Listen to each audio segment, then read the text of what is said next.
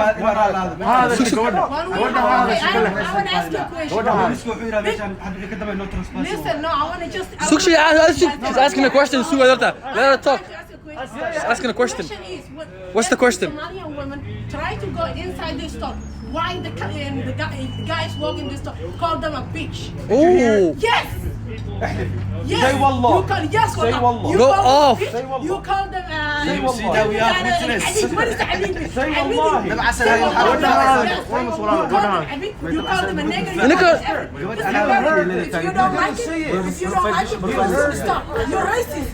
Go off. You didn't see it. Yes. Did you see it? Yes. When? 100 times. Not 1 day, not 2 days, not Go 3. off. I'm the customer of this store. She doesn't need to uncover her face. No, she doesn't uncover have her no face. right. Listen, I don't have no right to show my Don't face, record but I'm telling you. her. Don't record her. I've been working here for 8 years. The solution is respect the women. Listen to me, bro. We are women. We need to respect every woman, okay? Now, listen, let me ask you a How dare you question. call a woman like a bitch? We're not a bitch. How dare you? What is the sharmuta mean? What does it mean, sharmuta? Sharmuta means is a bitch, and we're not a bitch. I would rather 4 kids, okay? You don't have no right to call a bitch. You screaming. Let me ask you a Yes, question. you are When a racist. lady- You are racist. Hi, but Suk, how many Suk?